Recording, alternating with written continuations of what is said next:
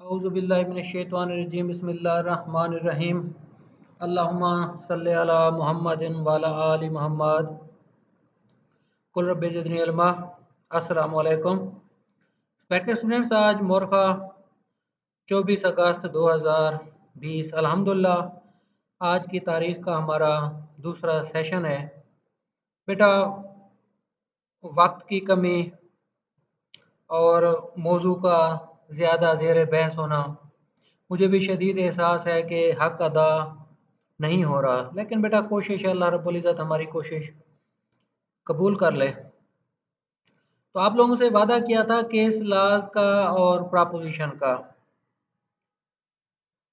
बेटा प्रपोजिशन से पहले ना एक कई दफ़ा गुजारिश की थी आप में से अक्सर लोगों ने, मुझे बहुत ज़्यादा खुशी है, बहुत ज़्यादा बात मान भी रहे हैं, फीडबैक मुझे आता रहता है, खासकर टाइमिंग का, एक्सरसाइज का, वॉक का और डाइट का। बेटा ये सदियों के की तहकीक के नतायज हैं। इससे आपकी पढ़ाई अच्छी होती है, जो हर लेक्चर में ही तकरीबन बताता हूँ, उस पर अमल किया करें। बेटा और चीज़ जो मैंने देखी है ना, आप लोग ज़रा मेहरबानी करें, थोड़ा सा आप लोग तहसील में, जो लोग तहसीलों में बैठे हैं, जो लोग डिस्ट्रिक्ट में बैठे हैं, बेटा ज़रा लाइब्रेरी में चले जाया करें। वहाँ पीएलडी की वेबसाइट की तकरीबन अब पूरे पंजाब में एक्सेस है। बेटा केस लॉज देखा करें। केस लॉ की तशबीह अभी हम इंशाल्लाह ताला थोड़ी देर तक डिस्कस करने लगे हैं। बेटा उसे मैं तशबीह देता हूँ कि पहले कोई किताबी इल्म पढ़ा दिया जाए ना, उसके बाद आपको तजर्बा गाह में ले जाया जाए। मिसाल देते हैं, डॉक्टर साहबान हैं कि पहले जी आप लोगों को ब्रेन का या हार्ट का, फार्स या मिसाल दे रहा हूँ बेटा, सिर्फ मिसाल है, पहले आप लोगों को किताबी इल्म पढ़ाया, उसके बाद अल्टीमेट वो आप लोगों को सर्जरी रूम में ले जाते हैं, आपको आंखों के सामने ऑपरेशन दिखाया जाता है डॉक्टर साहबान को।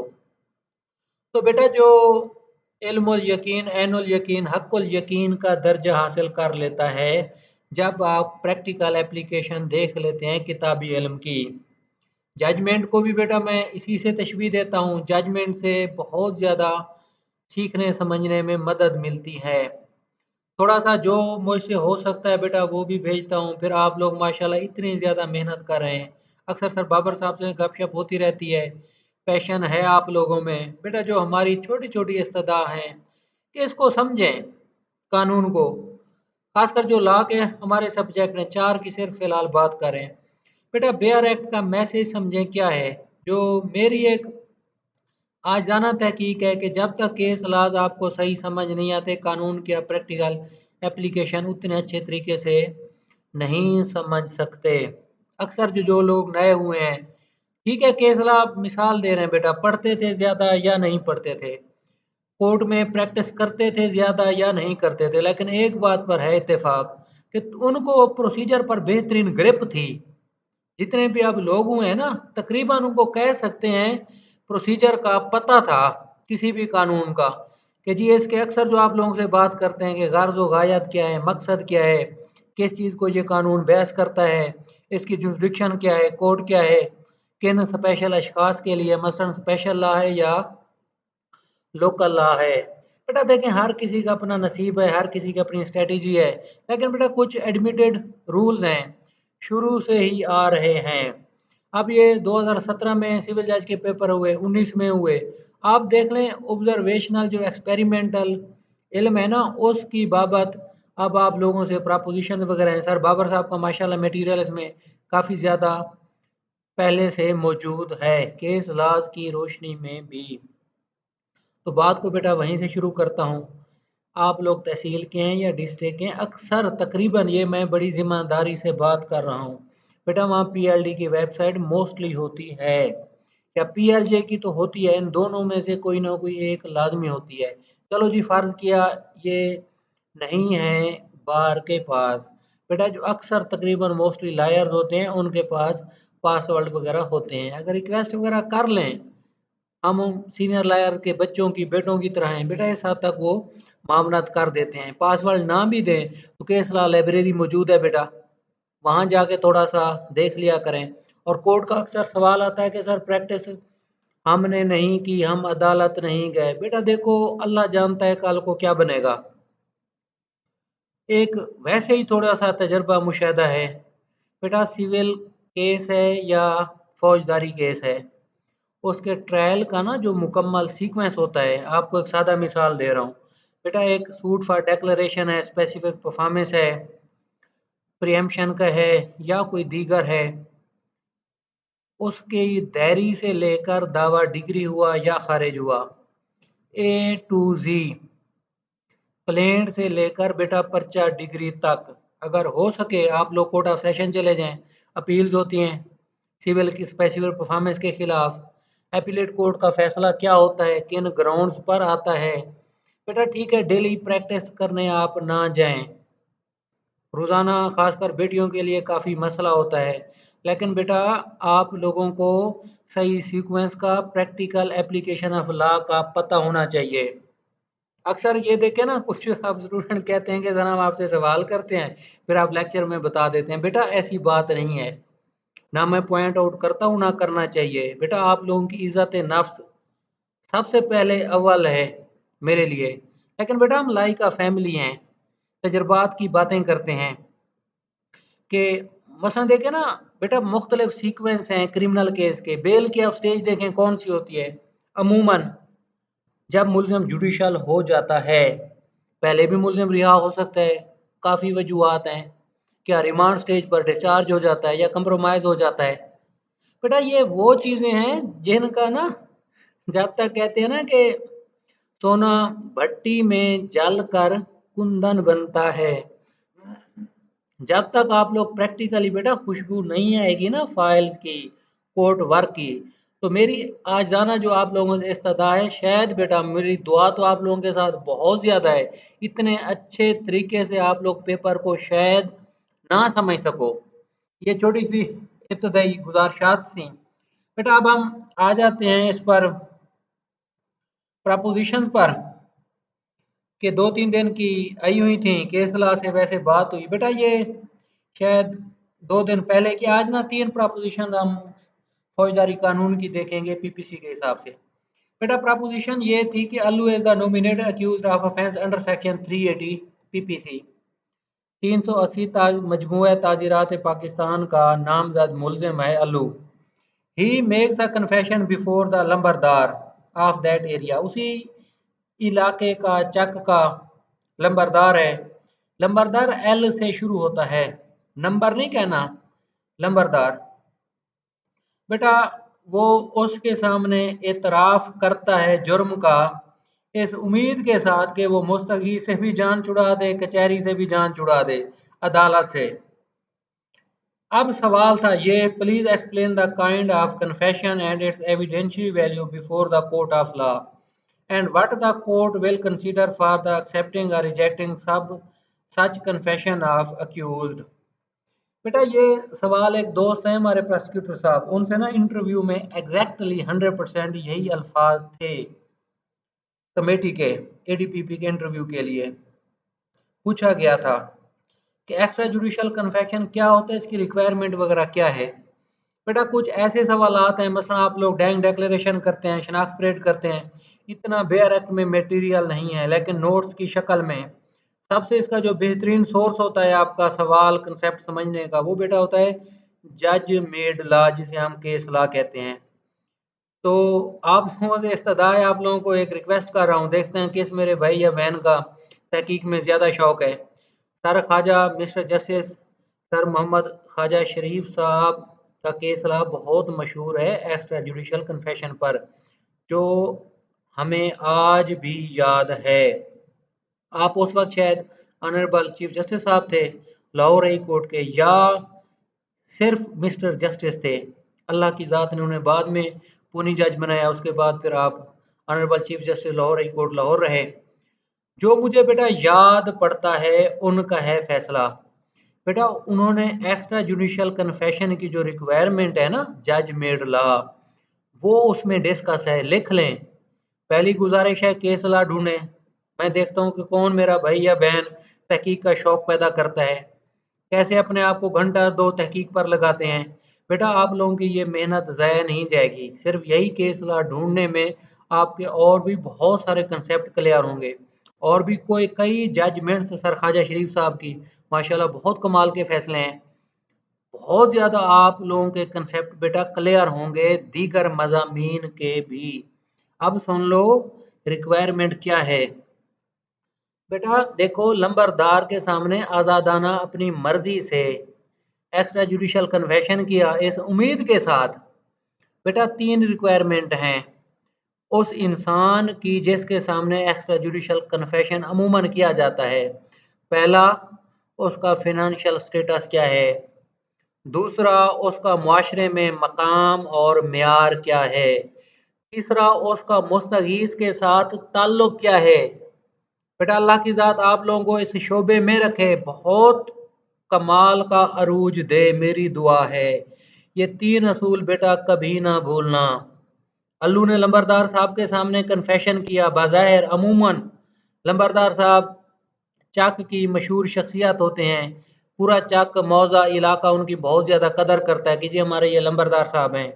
दूसरा, उनका अपना रकबा भी अमूमन होता है क्योंकि लंबरदारी का आप लैंड रेवेन्यू एक्ट के रूल्स वगैरह देखेंगे, रकबा भी काफ़ी हद तक देखा जाता है। लेकिन एक केस लाए मकबूल अहमद के नाम से सुप्रीम कोर्ट का, उसमें सारे असूल वज़ा कर दिए गए हैं।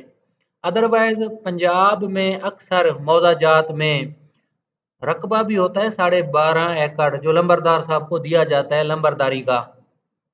अब देखें इनकी इलाके में इज्जत भी है, मकाम भी है, और दूसरा ये लंबरदार साहब भी हैं, फाइनेंशियली भी ठीक है, मशहूर व मारूफ भी हैं, और तीसरा मुस्तगीस के साथ यकीनन अच्छा ताल्लुक होगा। तो अल्लू ने इन्हें जाके कहा है कि आप हमें वहां से रियायत करा दें। बेटा यही लिखेंगे कंसीडरेशन क्या होती है एक्स्ट्रा जुडिशल कन्फेशन की, किसके सामने किया जाता है, क्या क्या अदालतें देखती हैं। बेटा ये 3 चीज़ें जज मेड लॉ से ही वक्तन फवक्तन रिपीट होता रहा है। इस लिंक की कड़ी इस तरह जोड़ रहा हूँ, कुछ आपके जैसे कॉमन इंटेंशन है, डैंग डिक्लेरेशन है, आइडेंटिफिकेशन परेड है, बाज़ाहिर बेयर एक्ट में आपको मटेरियल ज़्यादा नहीं मिलेगा, यही कम्प्लेक्स है। चलो इसका सीआरपीसी काफ़ी सेक्शन हैं, चलो वो आप पेट भर सकते हैं सफ़हात का। लेकिन बेटा और काफ़ी सारे मौज़ूआत हैं जिस पर आपको कमेंट्री जो अथेंटिकेटेड जो वेरीफाइड नॉलेज है आपको मिलेगा जज मेड लॉ से। 100% एक्यूरेट होता है अमूमन समझने के लिए। लेकिन व्यूज़ क्या है, कौन सी अथॉरिटी ओवर रूल हुई है या नहीं हुई, वो बेटा बाद की बात है। लेकिन फिलहाल आप लोग समझने के लिए इस हद तक केस लॉ का आसरा सहारा ले सकते हैं। अगर लंबरदार साहब बेटा कल को अदालत में आ जाते हैं बतौर गवाह, अदालत उनकी हैसियत तीनों एंगल से देखती है तो मुलजिम को 100% सजा हो सकती है। According to law best form of evidence है। बाकी भी आप लोगों के अक्सर कमेंट्स ठीक थे कि वीक टाइप है, साबित करना बहुत मुश्किल होता है। लेकिन बेटा हमने सवाल को उस एंगल से चलाना और देखना होता है। यह बेटा उसका जवाब फिर common intention abatement criminal conspiracy, इसका इस वक्त जवाब मैं केस लाज की रोशनी में थोड़ा सा बता दूंगा, लेकिन इंशाल्लाह ताला वक्तन फक्तन बताता ही रहूंगा, लेकिन सरे दस्त नहीं। बेटा लैंड रेवेन्यू का था, इसको बहुत गौर से सुन लें। अक्सर अल्लाह की ज़ात आप लोगों को सिविल जज बनाए, प्रपोजिशन भी इस तरह की दे सकते हैं। अब बेटा ये था कि आप हैं सिविल जज साहब class 3, suit for declaration for cancellation of mutation आपके सामने दायर हुआ, जिसमें फ्रॉड अलेज हुआ है। मिसाल दे रहा हूँ बेटा, एक खातून आ जाती है, कहती है जी कि मेरे वाले साहब ने मेरे भाइयों को इंतकाल नहीं दिया था, तो ये फ्रॉड पर मबनी है, इंतकाल इसे कैंसिल किया जाए, जो मेरा शरई हिस्सा बनता है शरीयत मुहम्मदी के ताबे, तो मुझे मेरा हिस्सा दिया जाए। बेटा अमूमन ये काफ़ी आ जाते हैं। ये होता है कि जी वाले साहब के इंतकाल वाले साहब की डेथ के बाद इंतकाल पास हुए, इंतकाल से मुझे डायरेक्ट महरूम कर दिया गया है। इंतकाल को आप देखें पर सरकार पर वाजे होता है, बहनों का जिक्र ही नहीं होता, सिर्फ भाइयों को विरासत मुंतकिल हो जाती है। इस तरह की बेटा प्रपोजिशन होती है, प्रपोजिशन इस तरह की होती है। इसके लिए बतौर सिविल जज आप क्या करेंगे, या आपका बेहतरीन नॉलेज बेटा क्या होना चाहिए, रिक्वायरमेंट क्या है। कुछ लोगों ने बेहतरीन इसका आंसर किया था, अप्रिशिएट करता हूँ उनको। बेटा आप स्टेप्स देखें इंतकाल के क्या हैं। वेरी सिंपल कि ट्रांसफ़र किन हालात में होती है म्यूटेशन लैंड रेवेन्यू एक्ट के ताबे। सेल है, गिफ्ट है, सेल परचेज गिफ्ट हो गया, बाकी भी काफ़ी हैं, मॉर्टगेज, काफ़ी सारे इसके हालात व वाक़यात हैं। अब हमारे विरासती इंतकाल है, ट्रांसफ़र तो है प्रॉपर्टी का एक शख्स से दूसरे शख्स के हक में, वही तरीका पटवारी साहब के पास जाएंगे, रपट रोजनामचे में अंदराज होगा, वो अपनी मुकम्मल कार्रवाई करेंगे, तहसीलदार साहब को सारा रिकॉर्ड दिखाएंगे। लैंड रेवेन्यू एक्ट का आप देख लें कि कौन कौन से स्टेप्स कैसे फॉलो होंगे। दो नामवर लोग मौजूद हैं, गवाहान मौजूद हैं, पत्तीदार मौजूद है, लंबरदार साहब हैं या नहीं हैं। बेटा ट्रांसपेरेंसी आप इंतकाल की उसकी सारी कार्रवाई से देखेंगे। बतौर सिविल जज अल्लाह की ज़ात आप लोगों को कल को इस सीट पर बिठाए। बेटा आप लोगों ने यही ट्रांजैक्शन देखी है ना सीरीज, इंतकाल के जो कानूनी तकाजे हैं पूरे हुए हैं या नहीं। मिसाल दे रहा हूँ, अगर बेटी को डायरेक्ट ही महरूम कर दिया है, शरीयत का कुरान पाक का कानून मौजूद है, वारसों को हिस्सा मिलना चाहिए, आप कैंसिल कर देंगे एविडेंस वगैरह सुन लिखने के बाद। साफ ज़ाहिर डिफेंडेंट की भी कोई ना कोई रीजनिंग तो उनके पास होगी, उनकी भी कोई ना कोई प्ली डिफेंस तो होगा उनके पास। अदरवाइज अगर ये कहते हैं कि जी वाले साहब के जाली फर्जी अंगूठे लगे हुए हैं, उन्होंने नहीं लगाए थे, वो बेटा आपके पास मॉडर्न डिवाइसेस हैं, फोरेंसिक साइंस को भेज सकते हैं, कंपैरिजन कर सकते हैं और डॉक्यूमेंट्स के साथ गवाहान की जब शहादतें लिखेंगे, पटवारी साहब आएंगे, तहसीलदार साहब आएंगे, हाशिया गवाहान जो मौके के थे वो आएंगे। ये है बेटा स्टेपिंग, इस चीज़ को आपने सारा देखना है। तो यकीनन समझ आ गई होगी, अगर समझ नहीं है बेटा बाद में भी बता दूंगा।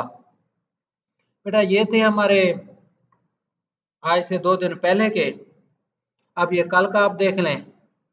ऑलवेज ड्राइविंग आ कार 80 की स्पीड है km/h।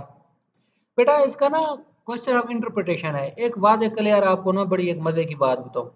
बेटा जब हमारे ऑनरेबल जय साहबान mister justice supreme court of Pakistan, मिसाल दे रहा हूँ बेटा डिवीजन बेंच है डीबी है, सुप्रीम कोर्ट के 2 जज साहबान बैठे हैं, अल्लाह की ज़ात ने खुदा की रहमत और करम से बेहतरीन इल्म अता किया है उन्हें। अब जज सुप्रीम कोर्ट होना बेटा बड़ी सादत की बात है और ये बहुत बड़ी इल्मी शख्सियात होती हैं। अब उनके पास बेटा मिसाल दे रहा हूँ 9C की, ये हकीकतन केस ला भी है, जिम्मेदाराना बात कर रहा हूँ बेटा। 9C मंशियात का है, मिसाल देता हूँ, ये सच्चा वाकया है जो मिसाल की शक्ल में बयान कर रहा हूँ बेटा। 9C में मुलजम को मिसाल दे रहा हूँ, नीचे जी उम्र कैद हो गई, ऑनरेबल हाई कोर्ट ने उम्र कैद इंटैक्ट रखी या 10 साल कर दी, जो भी है।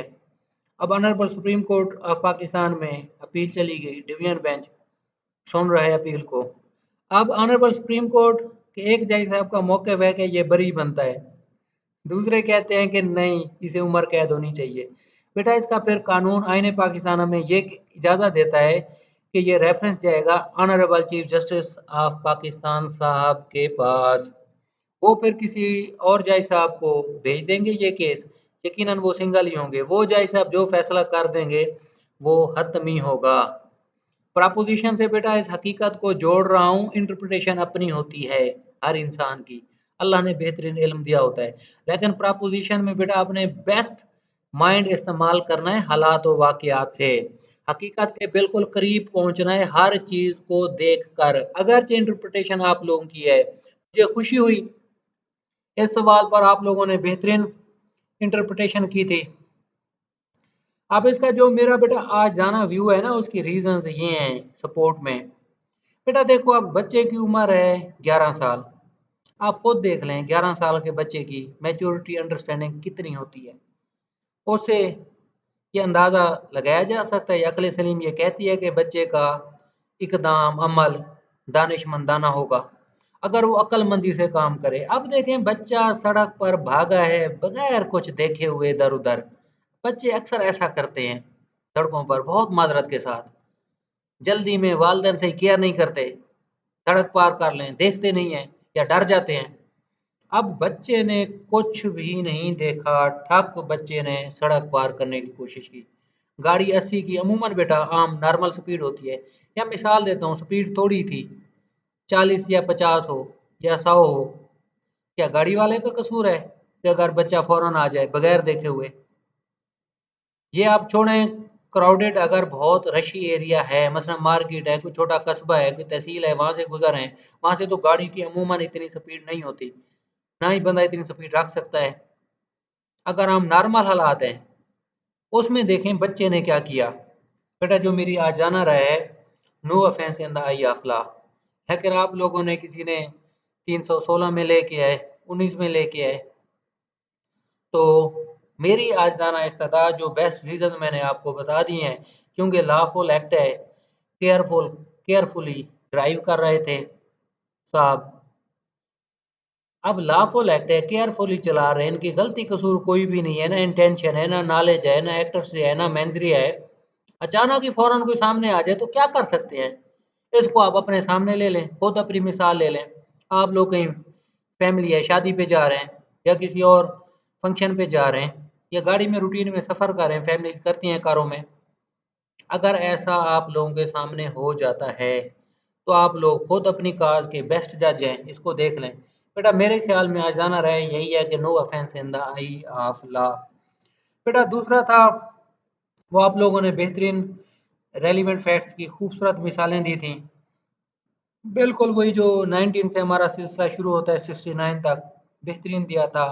काज इफेक्ट अकरेंस की बाबत जो हो गया, आगे फिर एडमिशन कन्फेशन, बेटा आप इसको जितना भी ले जाएं सारे आ जाते हैं।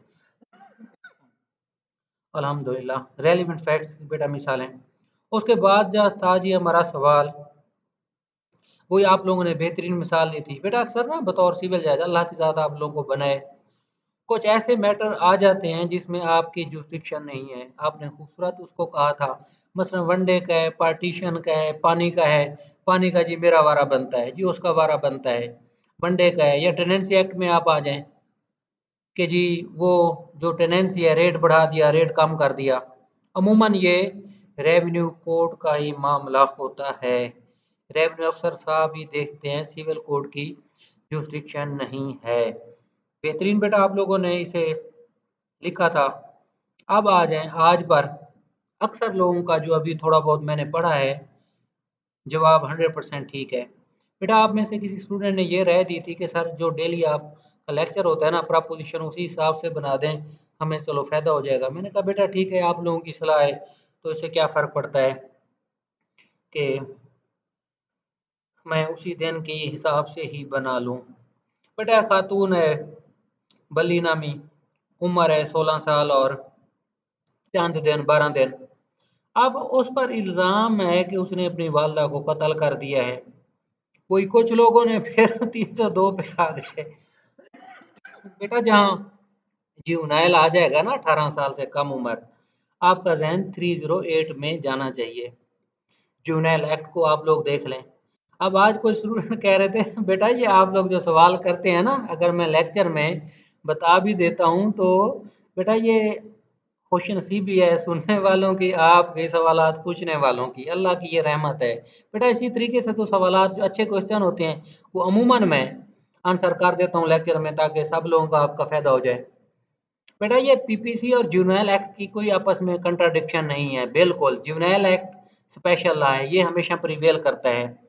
पीपीसी हमें जुवेनाइल एक्ट समझने में मदद दे रहा है। अब देखो बेटा, अच्छा ये ना आप लोग पूछ रहे थे 25 साल वाला, मैंने क्लैरिफिकेशन भी भेज दिया है। बेटा मेरे पास जो पीडीएफ है ना पीपीसी का, वो मैंने पुराना डाउनलोड कर दिया था, नया पता नहीं है या नहीं है उजलत में। तो उसमें बेटा बाद में अमेंडमेंट आज आप लोगों का बार बार आ रहा था कि जी 25 ईयर्स है, 14 ईयर्स नहीं है। 100% आपकी बात ठीक है। बेटा नए मेजर एक्ट पे यकीन रखें, मेरी बात पे यकीन नहीं रखना। कैलकुलेशन नंबर्स के सिलसिले में अगर कोई छोटी मोटी अमेंडमेंट होती है अमूमन हमें पता होता है, अदरवाइज हमारे भरोसे पे नहीं रहना। नए मेजर एक्ट रखें, नए लाज रखें, उनके ताबे चलना है। क्लियर बेटा जवाब इस बात का। बेटा आप देखें ना पीपीसी में बच्चा है 10 साल वाला, वो आप लोगों ने 82 83 देखा हुआ है। कि below the 10 years no offence in the eye of law, यही 10 वाला फिगर ही है। अब उसके बाद आप चले जाएं 10 से यकीनन शायद 14 है, मैच्योर अंडरस्टैंडिंग। बेटा ये क्वेश्चन ऑफ फैक्ट है, एविडेंस कलम बंद होगी फिर पता चलेगा मैच्योर अंडरस्टैंडिंग है या नहीं है, पहले फैसला नहीं किया जा सकता। अब देखें जो बेटा जुवेनाइल एक्ट है ना 2018 वाला, 3 कैटेगरीज हैं ऑफेंसेस की, माइनर, मेजर और हीनियस। बेटा हीनियस वो है 10 साल से ज्यादा सजा, 25 साल है, सजाए मौत है। बच्चे को सजाए मौत नहीं हो सकती जिसकी उम्र 18 साल से कम है। अब और खूबसूरत बात, 10 वाला एक्सक्लूड हो गया। अब आप इमेच्योर अंडरस्टैंडिंग या मैच्योर अंडरस्टैंडिंग पे, अगर बच्चा हीनियस में इन्वॉल्व नहीं है और 16 साल से उसकी कम उम्र है, हर हालत में उसकी बेटा बेल है 16 साल तक। एक्सीड का लफ्ज है ना, एक्सीड 16 ईयर्स, चाहे वो 302 भी करके इलाका मजिस्ट्रेट साहब ने बेटा उसकी बेल लेनी है। और प्रिवेंटिव मेजर जैसे आप लोगों ने देखा है इसमें कुछ सोशल, अब पता है क्या जुवेनाइल का, a child is the father of nation. बेटा ये हमारा मुस्तकबिल है, हमारे बच्चे ह्यूमन राइट्स हैं, एनजीओज हैं, वर्ल्ड का एक तकाजा होता है पूरी दुनिया का, जो हमारे बैनुल अक़वामी इदारे हैं, क्या है हमारी इक़वाम मुत्तहिदा है, उसके मुख्तलिफ इदारे हैं, ह्यूमन राइट्स पर वो बातें करते हैं बच्चों की बाबत। इस वजह से बेटा लाज उस हिसाब से बना लिए जाते हैं। मतलब बता बच्चा कत्ल करके आ गया, उम्र है 14-15 साल, जेल भेज नहीं सकते, घर कैसे भेजा जाए, कत्ल कर दिया जाए, फिर उन हालात में प्रिवेंटिव मेजर जज साहब ने लेने हैं, इलाका मजिस्ट्रेट साहब ने अपना बेहतरीन जहन दिमाग इस्तेमाल करना है, बच्चे को जेल भी किसी सूरत नहीं भेजना। फिर वो जो आप लोगों ने 2-3 इदारे पढ़े हैं वहां भेज दिया जाए, वहां भेज दिया जाए, बिल्कुल ठीक है, एसएचओ साहब को दिया जाए कि जी केयर करें, वहां वहां तफ्तीश भी करनी है, फर्ज किया, बच्चे पे सख्ती भी नहीं करनी। बेटा वो सारे हालात और वाकयात हैं जिनके ताबे आप लोगों ने हर चीज को देखना है। बेटा ये था 16 इयर्स वाला, 16 साल से उम्र ज्यादा है 308 में आ जाएगा। जब भी जुवेनाइल बेटा जहन में है जुवेनाइल कोड, और अगर कत्ल का इल्जाम है 308, अगर सजाए मौत का है हीनियस आ जाए। अब देखें ना 308 तो इसको कत्ल को डील करता है। मिसाल देता हूँ बेटा, 121-22 है, 132 है, PPC offence against the state कर दिया, आर्मी कर दिया बच्चे ने, फिर क्या होगा? स्पेशल लॉज तो मौजूद हैं, जहाँ पीपीसी की एप्लीकेशन होगी वहां क्या करेंगे? हाईजैकिंग में बच्चा अगर इन्वॉल्व हो गया है और कोई थोड़े जराइम है, 365 ए में हो गया है, 364 ए में आ गया है, फिर क्या करेंगे कि हर जगह 308 को ढूंढा जाएगा? वो तो कत्ले अहमद की है, अब ये एब्डक्शन रैंसम वाला कहाँ लेके जाएंगे? बेटा यही देख, थोड़ा सा सोचा करें ना, देखा करें। अल्हम्दुलिल्लाह आप लोग अच्छी कोशिश कर रहे हैं, लेकिन मजीद जरा जहन को खोला करें। अच्छा बेटा ये था, उसके बाद आ गया जी कम्प्लेक्स वाला, अक्सरियत ने बेहतरीन जवाब दिया, जबरदस्त। और लैंड रेवेन्यू का भी मैंने पढ़ा नहीं है या किसी ने भेजा नहीं है। फील्ड इंस्पेक्शन वाला जवाब चलो सुन लें। बेटा खसरा गिरदावरी क्या होती है? खसरा गिरदावरी डॉक्यूमेंट्स होते हैं रेवेन्यू के मुख्तलिफ किस्म के। बेटा ये कब्जे को जहर करती है, ये दस्तावेज कब्जे को जहर करती है खसरा गिरदावरी। गिरदावरी गर्द से निकला है, गिरदावर साहब कौन होते हैं? पटवारी, तहसीलदार, ये सॉरी कानून गो, कानून गो साहब को गिरदावर भी कहा जाता है। बेटा इनका फील्ड का काम है ना, देखते हैं कौन सी फसल अब कौन किस बंदे ने काश्त की हुई है, कौन सी जमीन का कब्जा किसके पास है। हद से ज्यादा बेटा इस डॉक्यूमेंट की अहमियत है, कत्ल में 302 का होता है, अल्टीमेट सेल्फ डिफेंस पे आप आ जाए। बेटा यही बेसिक्स हैं क्रिमिनल ट्रायल की, सिविल की भी। क्रिमिनल ट्रायल में आप देख लेना कत्ल किस जगह हुआ, किसके कब्जे में था, एग्रेसर कौन था, खसरा गिरदावरी ने ही साबित करना है। जहां तक खसरा गिरदावरी पहुंची हुई है आप लोगों की कत्ल में बेटा, कानून शहादत साबित किस तरह से, इसकी अहमियत क्या है, क्या ये रेलिवेंट फैक्ट है खसरा गिरदावरी? इस लिहाज से बेटा आप लोग देखा करें। ये हो गए जी हमारे प्रोपोजिशन के बेटा आंसर। छोटी छोटी गुजारिशात। अब चलो केस ला भी सुन लें, ज़्यादा वक्त नहीं लूँगा मज़ीद। बिस्मिल्लाहिर्रहमानिर्रहीम। बेटा केस ला है, बड़ा दर्द हुआ पढ़कर, दिल अफसुर्दा हो गया कि क्या करें, माशरे के क्या हालात हो गए हैं। बेटा ये है 2020 का फैसला PCR LJ, इंशाल्लाह ताला मैं आप लोगों को भेज भी दूंगा। 964 लाहौर का है। हमारे जज हैं sir mister justice Syed Mazahir Ali Akbar Naqvi साहब और सैयद शहबाज अली रिजवी साहब। अल्लाह की बहुत बड़ी रहमत, बाकमाल शख्सियात फौजदारी कानून में। सर मज़ाहिर अली अकबर साहब, मिस्टर जस्टिस सैयद मज़ाहिर अली अकबर नकवी साहब, आजकल ये हमारे honourable mister justice supreme court of Pakistan है सर। और सैयद शहबाज रिजवी साहब हमारे लाहौर हाई कोर्ट के फाजिल जज साहब हैं। बेटा केस है Ahmad Ali appellant versus state respondent.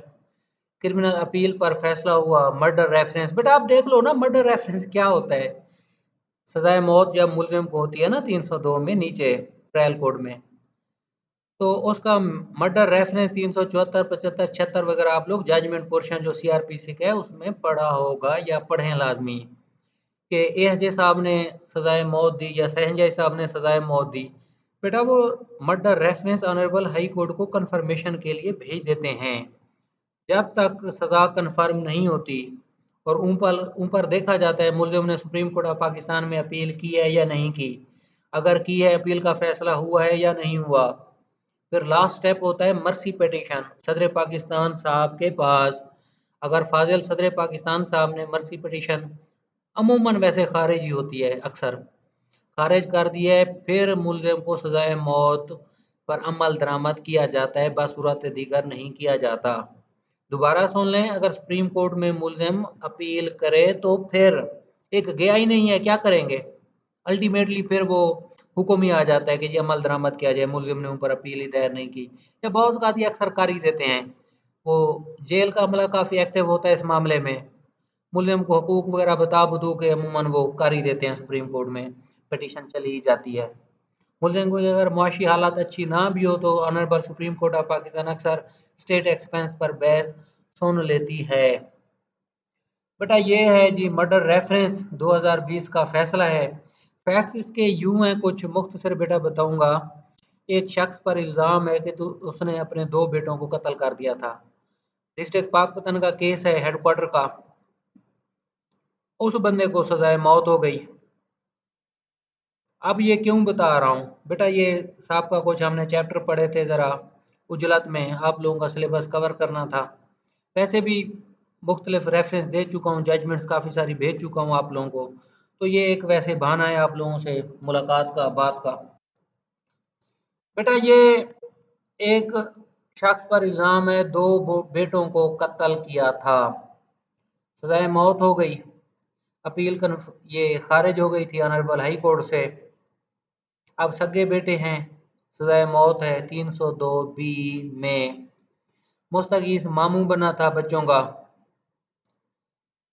Direct था। 109 की बाबत आप लोगों को बताना था। फैक्ट्स इस तरह थे, मुस्तगीस की कहानी ये थी कि जी इसका किसी खातून के साथ था मामला, ये दूसरी शादी करना चाहता था,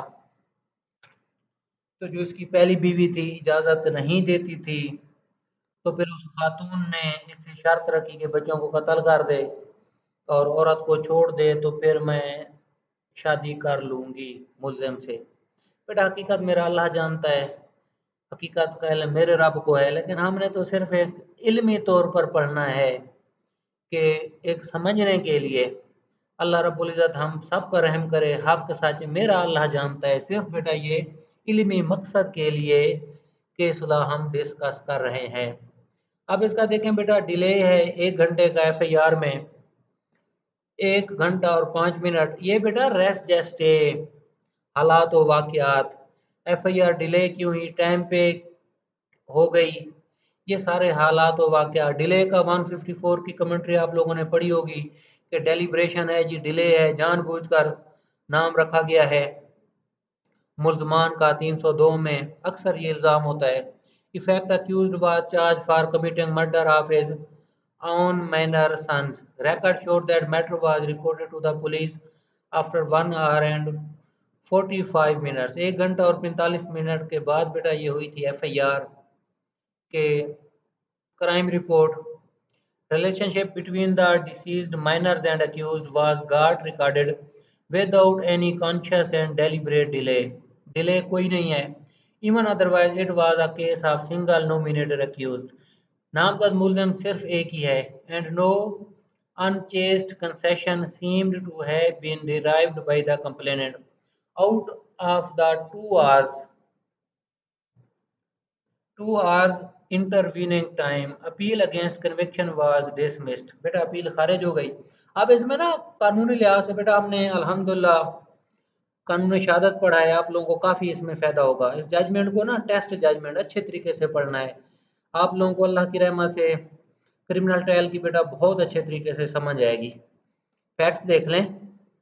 बाप पर इल्ज़ाम है 2 बेटों को कत्ल किया खेत में. तो वर्षा ने जो कंप्लेंट वगैरह बने थे बाप के अलावा कि जी हमने बच्चों का शोर सुना तो देखा कि एक शख्स ने बच्चों की शोर की आवाज़ आ रही थी तो ये असला ये वेपन ऑफ ऑफेंस छुरी वगैरह इस्तेमाल हुई है उसके साथ भाग गया था. फिर रिकवरी भी हो गई थी. एप्रिसिएशन ऑफ एविडेंस बेटा एप्रिशिएट होता है एनालाइज करना एग्जामिन करना एविडेंस को. एप्रिसिएशन इसे कहा जाता है. अकुलर अकाउंट जो ज़बानी बयान किया गया. अब देखें ना जो कुछ ज़बानी गवाहान ने बयान किया PW1 2 3 आप कह सकते हैं. गवाह की आप कंपिटेंसी देख लें. सुना हो देखा हो समझा हो. कराबोरेटेड तायद है मेडिकल एविडेंस है. बेटा मेडिकल एविडेंस होती है पोस्टमार्टम कत्ल के मुकदमात में. Accused was charged for committing murder of his minor sons. Ocular account of which the incident had been furnished by 4 witnesses. अब 4 गवाह हैं इंक्लूडिंग कंप्लेनेंट और इसमें इसका बेटा भी है. जो कातिल बाप है जिस पर इल्जाम है उसका बेटा भी है गवाह जिसने बाप के खिलाफ शहादत दी है. अब कॉम्पिटेंसी ऑफ विटनेस का अक्सर आप लोगों को माशाल्लाह अक्सर स्टूडेंट्स का आप लोगों का खुदा की रहमत है बेटा आप लोगों पर बेहतरीन आप वो अंडरस्टैंड कर रहे हैं कि कॉम्पिटेंसी क्या होती है विटनेस की. One witness was real brother one was maternal grandfather. आप देखें एक रियल ब्रदर था एक था मामू. आप मैटरनल ग्रैंडफादर आप कह सकते हैं नाना को हम कहते हैं. And other was relative of the deceased minors residing in the same vicinity इलाका. फासला कितना था 10-12 एकड़ दूर था जाए वकुआ से.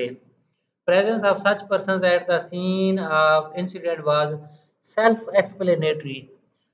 Place and time of occurrence was not denied by the defense. All the witnesses had given a clear and straightforward account of the occurrence. बेटा ये देखें ये बड़ी खूबसूरत अल्फाज होते हैं कानून के.